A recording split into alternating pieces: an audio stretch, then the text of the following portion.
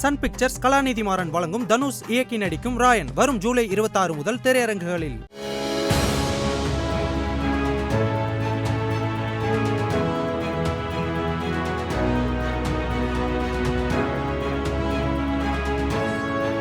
பொருளாதார நிபுணரா நீங்க தொடர்ந்து பாஜக ஆட்சியினுடைய அந்த கார்பரேட் டாக்ஸ் வந்து எந்த அளவுக்கு வரி சலுகை கொடுக்குறாங்க அப்படிங்கிறது நம்ம தொடர்ந்து பார்த்துட்டே வந்துட்டு இருக்கோம். இந்த முறை கூட வந்து 40% இருக்கிறது 34% வரைக்கும் குறைச்சிருக்காங்க. இது வந்து கார்பரேட் நிறுவனங்களுக்கு ஒரு நல்ல விஷயம். அரசாங்கத்துக்கு ஒரு டேர்ம்ஸ் அண்ட் கண்டிஷனுக்காக ஒரு மியூச்சுவல் அண்டர்ஸ்டாண்டிங்காக இதை கொண்டு வராங்க. இதனால எந்த அளவுக்கு பொருளாதார ரீதியாக இந்திய பொருளாதாரம் வந்து அடுத்த கட்டத்துக்கு போகும், காமன் மேனோ அல்லது அந்த ஐடி துறையில வேலை பார்க்கக்கூடியவங்களுக்கு இதனால என்ன ஒரு பிரயோஜனம் நடக்கும்னு நீங்க நினைக்கிறீங்க? நல்ல கேள்வி கேட்டீங்க. இப்போ இதனால வந்து எனக்கு வந்து டாக்ஸ் கன்செஷன் கொடுத்தா உடனடியாக அந்த எக்ஸ்ட்ரா ப்ராஃபிட் வருது இல்லையா, அதை திருப்பி நான் பிஸ்னஸை இம்ப்ரூவ் பண்ணுறதுக்கு கொண்டு வருவேன்னு சொல்கிறது வந்து ஒரு மிக பொய்யான தகவல். எதுக்கு பொய்யான தகவல்னா, இந்த எந்த ஒரு பிஸ்னஸ் மேனும் எனக்கு வந்து டாக்ஸ் கன்செஷன் கொடுத்ததுனால, உலகத்தில் ரிசர்ச் பண்ணி சொன்னதில் டாக்ஸ் கட்ஸ்ன்னு சொல்லுவாங்க அமெரிக்காவில், இந்த பிளேசஸில் எல்லாமே இந்த டாக்ஸ் கட்ஸ் கொடுத்ததுனால அவங்க வந்து ஆனிமல் ஸ்பிரிட்ஸ் அப்படியே எக்கானமியை தூக்கி பிடிப்பாங்கன்னு சொல்கிறது வந்து ஒரு பொய்யான ஒரு விஷயம். நம்ம இந்தியாவில் ஆஸ் ஆன் டுடே 75% தான் கெப்பாசிட்டி யூட்டிலைஸ் பண்ணிட்டு இருக்கோம். இப்போ ஒரு வேளை இந்த பெட்டர் டேக்ஸில் வர்றதுனால அந்த பணத்தை வச்சு திருப்பி இன்வெஸ்ட் பண்ணுறதுக்கு வாய்ப்புகள் கிடையாது. இருக்கிற கெப்பாசிட்டியே 75% தான் யூஸ் பண்ணிட்டு இருக்கோம். நீங்கள் எவ்வளோ இன்க்ரீஸ் ஆகினாலும் 75% 100% ஆனால் கூட அப்போதான் அதுக்கு மேலே தான் இன்வெஸ்ட் பண்ணுவாங்க.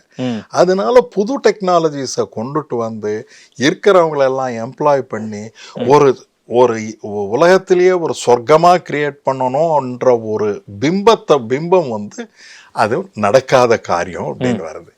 அதே போல எஜுகேஷனில் ஸ்கில் லெவல்ஸ் கிடையாது. 50% of Indians are incapable of working.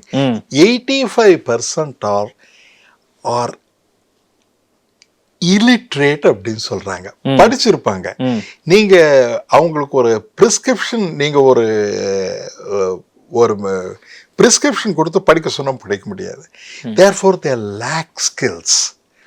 நம்ம அந்த ஸ்கில்ஸுக்கு இன்வெஸ்ட் பண்ண வேண்டிய பணம் இன்வெஸ்ட் பண்ணுறோமா இல்லையான்றது பார்க்கணும். அது இன்வெஸ்ட் பண்ணுறோன்னு இதில் சொல்லியிருக்காங்க. எங்கே இன்வெஸ்ட் பண்ணுறாங்க, எப்படி பண்ணுறாங்க, இதில் வந்து ஸ்கில் இண்டியா இந்த மாதிரி சொல்லி இது ஒரு அட்வர்டைஸ்மெண்ட் கேம்பெயின் மாதிரி இல்லாமல் ரியலாக ஸ்ட்ராங்காக பண்ணணும். Okay sir. அதே மாதிரி தங்கம் வெள்ளி மீதான அந்த சுங்கவரி வந்து 15%லேருந்து 6% குறைச்சிருக்காங்க. பிளாட்டினத்துக்கும் அதே மாதிரி குறைச்சிருக்காங்க. இது வந்து நல்ல விஷயமா பார்க்குறீங்களா? ஏன்னா இப்போ இந்த கோல்டு மார்க்கெட்டுங்கிறது தான் வந்து மற்ற விஷயங்களையும் தீர்மானிக்குது அப்படிங்கிற மாதிரி ஒரு சூழல் வந்து மக்கள் புரிஞ்சு வச்சிருக்கிறாங்க. அப்படிதான் இந்த குறைப்பின் மூலமாக ஏதாவது பொருளாதாரத்தில் ஏதாவது மாற்றம் அடையும் நினைக்கிறீங்களா? இப்போ பொருளாதாரத்தில் மாற்றம் வரணும் அப்படின்னு பார்த்தோம்னாங்க ஐயா, நம்மளுடைய இந்தியர்களுடைய எல்லாருடைய அசட்ஸ் இருக்கு இல்லையா, அந்த அசட்ஸில் இந்த ஷேர்ஸு, மியூச்சுவல் ஃபண்ட்ஸு இதெல்லாம் அதிகரிக்கணும். அதில் இன்வெஸ்ட் பண்ணாதான் அதிலிருந்து நமக்கு வந்து கம்பெனிஸ் வந்து அதிலிருந்து முன்னேறும். ஆனால் கோல்டு இந்த சுங்கவரியை குறைக்கிறதுனால கோல்டு அசட் தான் இன்க்ரீஸ் ஆகும். நிறைய பேர் வாங்கிப்பாங்க. அதனால பிரயோஜனம் என்ன இருக்கு? அப்போ கோல்டோட விலை வந்து அப்போ கம்மியாகிறதுக்கான வாய்ப்புகள் அதிகமா இருக்கு, அப்படிதானே? இல்லைங்க ஐயா, கோல்டு விலை கம்மியாகும். ஆனா வந்து டிமாண்ட் அதிகமாயிடும். டிமாண்ட் அதிகமான உடனே நீங்க வந்து கோல்டு நிறைய வாங்கி வச்சிருப்பீங்க. இந்த கோல்டு நிறைய வாங்கிக்கிறோம் இந்தியாவில். உலகத்திலேயே கோல்டு ரிசர்வ்ஸ், கோல்டு இருக்கிறதே இந்தியர்களுக்கு தான் அதிகமான கோல்டு. அதான் அப்படி நம்ம சொல்றோம் இல்லையா? ஆனா வந்து கோல்டு அதிகமா நம்ம வெளிநாட்டுல இருந்து இறக்குமதி பண்றோம். நம்ம தான் இறக்குமதி பண்றோம். அதனால நமக்கு லாஸ் தானே. இப்போ பெட்ரோலியம் ப்ராடக்ட்ஸ் போல கோல்டு கூட நம்ம இங்க இறக்குமதி தான் பண்ணிட்டு இருக்கோம். அதனால நமக்கு லாஸ். அதனால பெரிய ரீஇன்வெஸ்ட்மெண்ட் ஒண்ணுமே கிடையாது. ஒண்ணு அவங்களுக்கு ஆங்ஸைட்டி கம்மியாயிட்டு இருக்கு. என்னன்னா கோல்டாக இருந்தால் பரவாயில்ல, அட்லீஸ்ட் சேஃபாக இருக்கு, ஏதாவது இருந்தால் நம்ம வந்து வித்து இது பண்ணிக்கலாம் அப்படின்னு சொல்லி. கோல்டு சுங்கவரியை குறைப்பதனால் எந்த விதமான பிரயோஜனமும் கிடையாது. இல்ல இப்ப இது கூட்டி கழிச்சு அரசாங்கம் வந்து இந்த ஒரு முடிவை எடுத்திருப்பாங்க தானே, அப்போ வந்து எந்த பிரயோஜனம் இல்லை அப்படின்னு நீங்க பொருளாதார நிபுணரா சொல்றீங்க. அரசாங்கத்துக்கு என்ன கணக்கு இருந்து அவங்க இந்த முடிவு எடுத்திருப்பாங்க?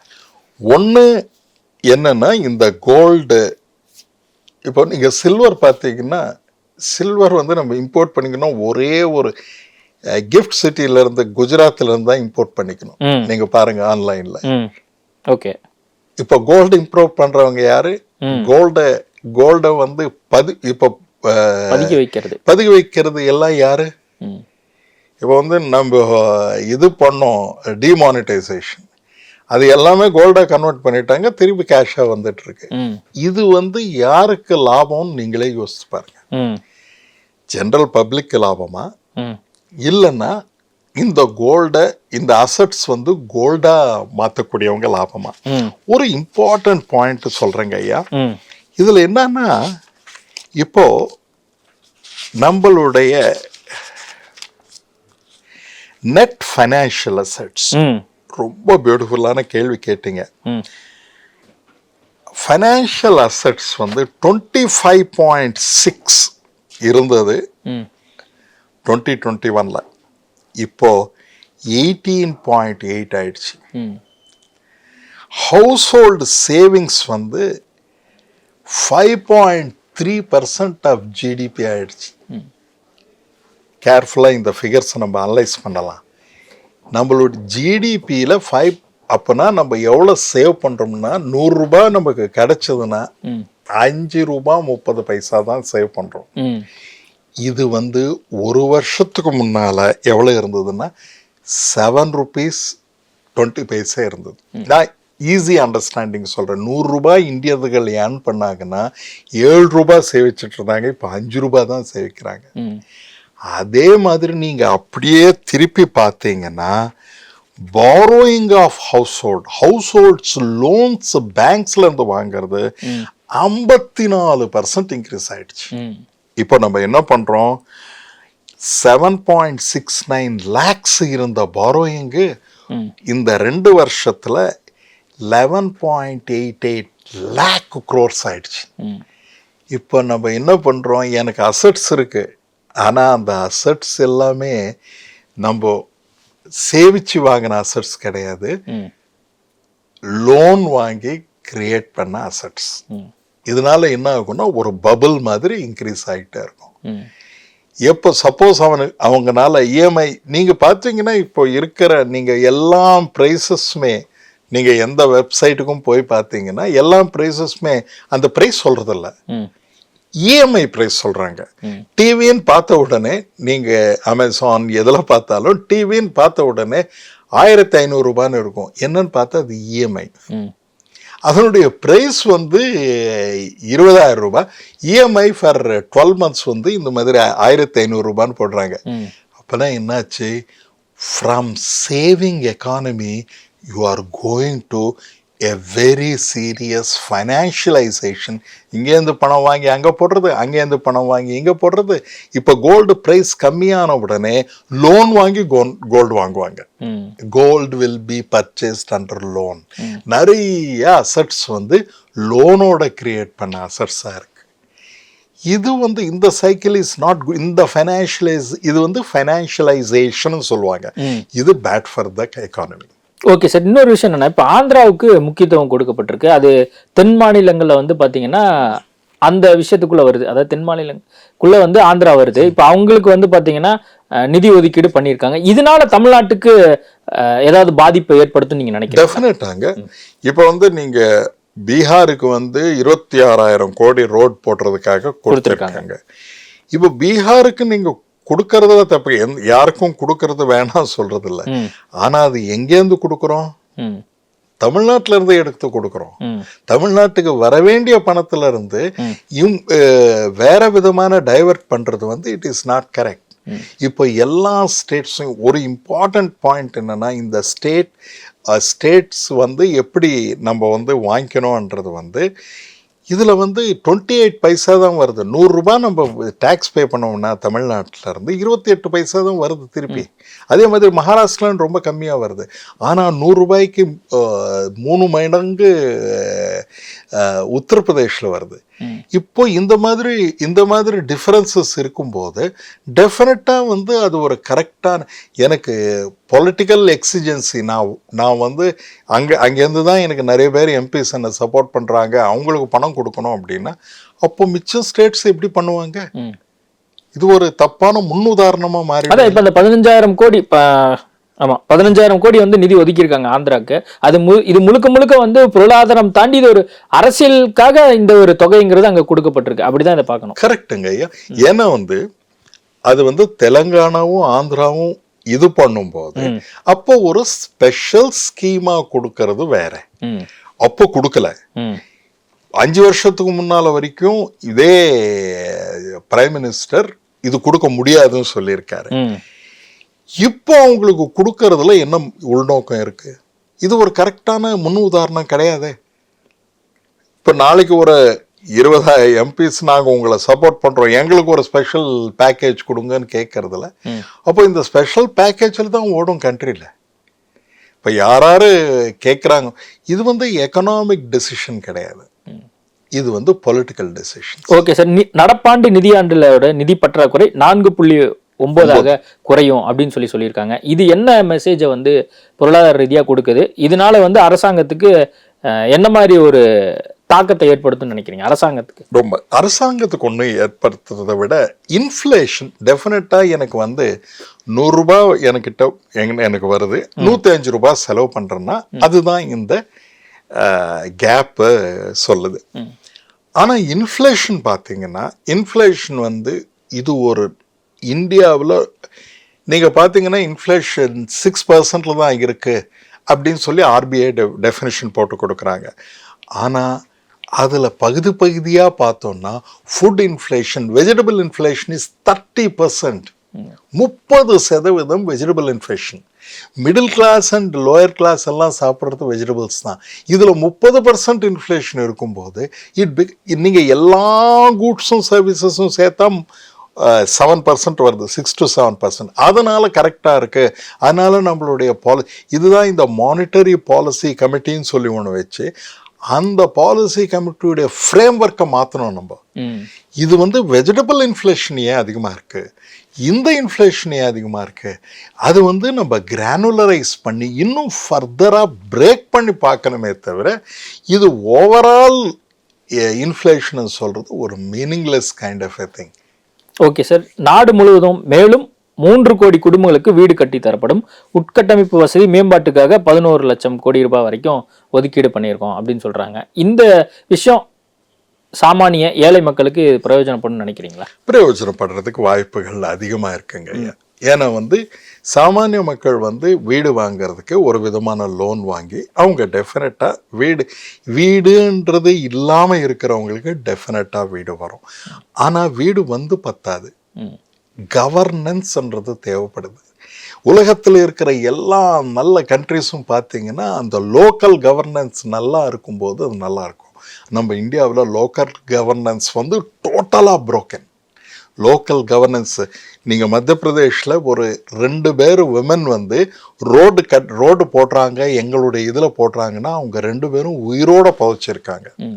இப்போ இந்த மாதிரி லோக்கல் கவர்னன்ஸ் இருக்கும்போது, இந்த மாதிரி இன்ஃபர்மேஷன் லாக்ஸ் இருக்கும்போது, இந்த மாதிரி டிவிசிவ் கைண்ட் ஆஃப் பாலிட்டிக்ஸ் எல்லாம் இருக்கும்போது ரொம்ப கஷ்டமாக இருக்கும் உங்களுக்கு எது இம்ப்ளிமெண்ட் பண்ணுறதுக்காகவும்.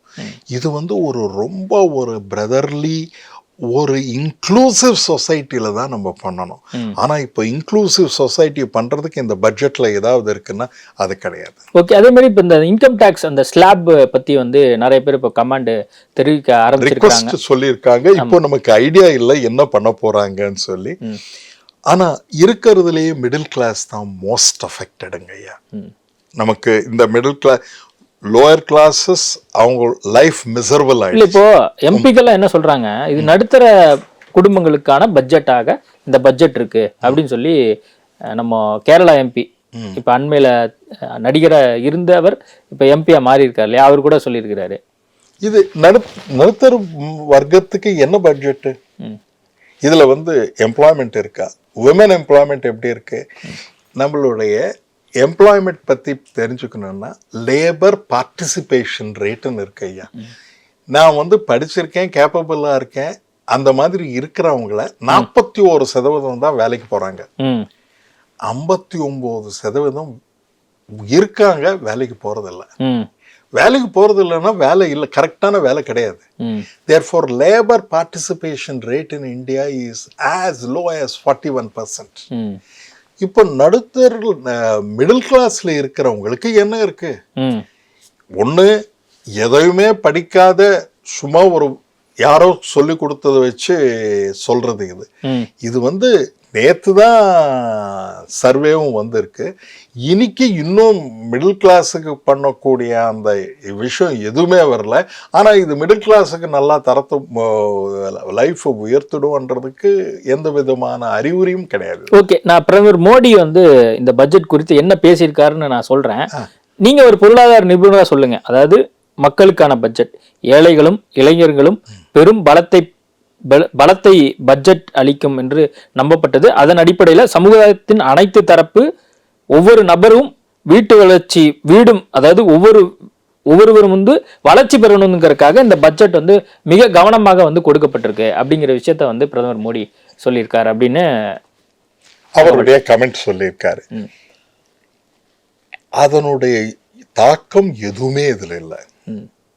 இந்த ஃபாரஸ்ட் இப்போ பீப்புளுக்கு பண்ணக்கூடியது அவங்களுடைய கன்சம்ஷன் இன்க்ரீஸ் பண்றதுக்கு என்ன பண்ணியிருக்கோம்? அவங்களுடைய ஆவரேஜ் வேஜ் ரேட்டு 4 வருஷமா அப்படியே இருக்குங்க ஐயா. 4 இயர்ஸா வேஜ் ரேட் அப்படியே இருக்கு. இந்த வேஜ் ரேட்டை எப்படி இன்க்ரீஸ் பண்றது? நீங்க Mahatma Gandhi national rural development ப்ரோக்ராமுக்கு மோர் பணத்தை கொடுத்தா அவங்க என்ன பண்ணுவாங்க? வேஜ் ரேட் இன்க்ரீஸ் பண்றதுக்காக எல்லாரும் என்ன நினைக்கிறாங்க? சும்மா பணம் கொடுக்குறாங்கன்னு சொல்லி கொடுக்கறது இல்ல. டிஸ்ட்ரெஸ் அப்படின்னா 50 ரூபாய் கொடுத்தா கூட வேலை செய்யற ஐயா அப்படின்னு சொல்லி வரக்கூடாதுன்னு சொல்லி தான் அந்த ரேட்டை கொடுத்துருக்காங்க.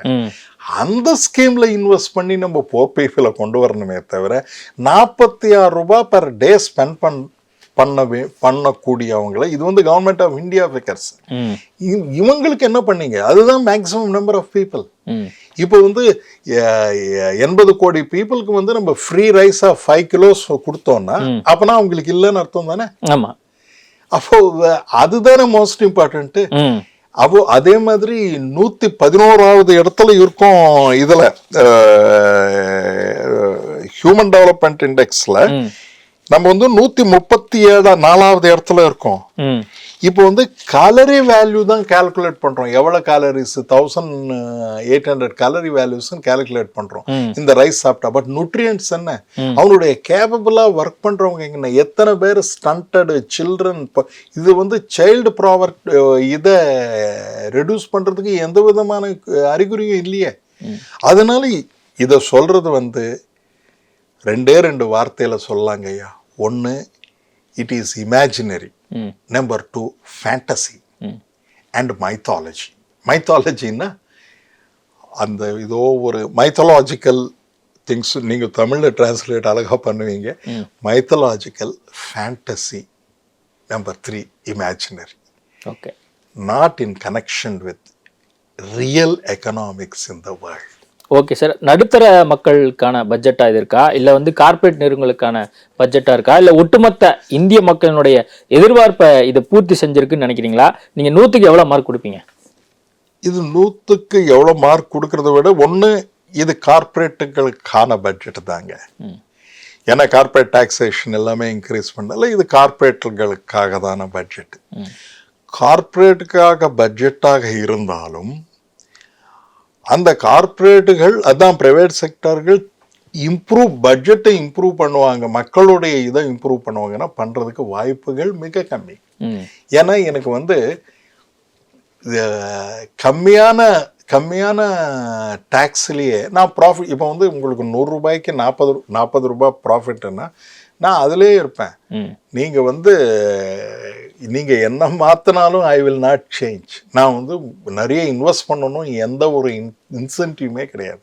எனக்கு வர வேண்டிய ப்ராஃபிட்டு 40% வந்ததுன்னா போகிறேன். எனக்கு அதை ஊக்கப்படுத்துவதற்கு என்ன பண்ணணும்னா இந்த கன்சம்ஷன்ஸை இன்க்ரீஸ் பண்ணணும்.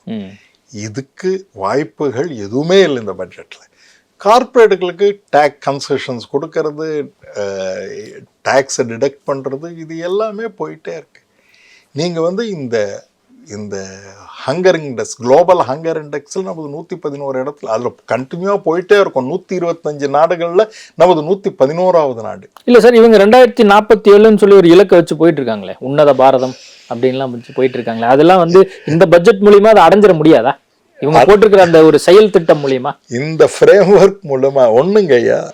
2047 மிக தூரமான ஒரு இது வந்து ஸ்ட்ராமேன் ஃபேலசின்னு சொல்லுவாங்க. நம்ம ஏதாவது ஒரு ஆர்குமெண்ட் பண்ணும்போது ஒரு சம்பந்தமில்லாத ஒரு திங்க கொண்டுட்டு வந்து சொல்றது வந்து ஸ்ட்ராமேன் ஃபேலசின்னு சொல்லுவாங்க. அண்ட் ரெட் ஹெரிங் ஃபேலசின்னு 2 ஃபேலசிஸ் இருக்கு. இது ஸ்ட்ராமேன் ஃபேலசி. 2047 இந்த மாதிரி மாறிடும். ஜப்பானில் வந்து இப்போ போன வருஷத்துலேருந்து இந்த வருஷத்துக்கு 10 லட்சம் பேர் கம்மியாக இருக்காங்க. கண்டினியூஸாக ரெசிஷன். 10 யூரோப்பியன் கண்ட்ரீஸில் பாப்புலேஷன் கம்மி ஆகிட்டே இருக்கு. ஆனால் இந்தியாவில் பாப்புலேஷன் நல்ல பாயிண்டாக ஹார்ட் ஒர்க்கிங் 19 வயசுலேருந்து 60 வயசு இருக்கிறவங்க ஹையஸ்ட் நம்பரில் இருக்கும். அந்த டெமோக்ராஃபிக் டிவிடெண்ட்டை கண்டினியூஸாக போயிட்டே இருக்கு, எங்குமே கிடைக்கிறது இல்லை. அந்த டெமோக்ராஃபிக் டிவிடெண்ட்ன்றது இவ்வளோ ஸ்ட்ராங் கேப்பபிள் பீப்புள் வந்து நம்ம நாட்டை விட்டு வெளியில் போகிறாங்க.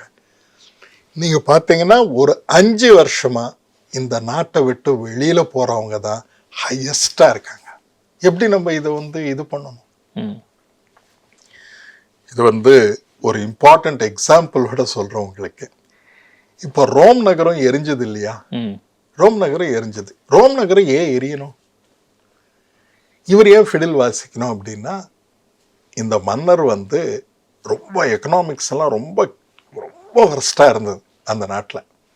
அப்போ அங்கே இருக்கிற அட்வைசர்ஸ் எல்லாம் சொன்னாங்க, இந்த ரோமாபுரி நகரத்தில் இருக்கிற அழகுகள் எல்லாமே நம்ம அப்படியே நடக்க வச்சோன்னா இவங்கெல்லாம் மயங்கி இதாகிடுவாங்க.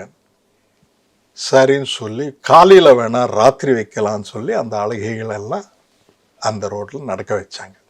ஆனால் நைட்டில் வெளிச்சம் இருக்காதே, என்ன பண்ணணும்னு சரி அந்த ஸ்லேவ்ஸ் எல்லாம் இருக்காங்க இல்லையா, அவங்கள எல்லாமே கூட்டிகிட்டு வந்து கை பின்னால் கட்டி அவங்க மேலே எண்ணெயை ஊற்றி எரிச்சாங்க.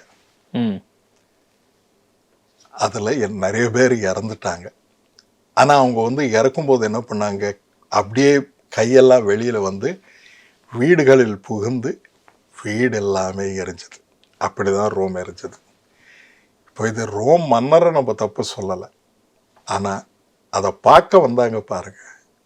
இப்போது நம்ம வந்து இந்த மாதிரி நடந்துகிட்டு இருக்கும்போது ஒன்றுமே தெரியாமல் நம்ம வந்து லைஃப்பை லீட் பண்ணிகிட்டு இருக்கோம். அதனால் இந்த எக்கனாமிக் டிஸ்ட்ரெஸ் வந்து இமீடியட்டாக அட்ரஸ் பண்ணணும் எல்லாரும். ஓகே சார், நிறைய விஷயங்கள் குறித்து பேசியிருக்கோம். இந்த பட்ஜெட் குறித்து நீங்கள் பல்வேறு கருத்துக்கள் வந்து தெரிவிச்சிருக்கீங்க. மக்களுக்கும் இது கண்டிப்பாக போய் சேரும், அரசாங்கத்துக்கும் இது கண்டிப்பாக போய் சேரும்னு சொல்லி நம்மளும் நம்புவோம். இந்த சிறப்பு அமர்வில் பங்கேற்ற உங்களுக்கு மிக்க நன்றி. வணக்கங்க. வணக்கம். சன் பிக்சர்ஸ் கலாநிதி மாறன் வழங்கும் தனுஷ் இயக்கி நடிக்கும் ராயன் வரும் ஜூலை 26 முதல் திரையரங்குகளில்.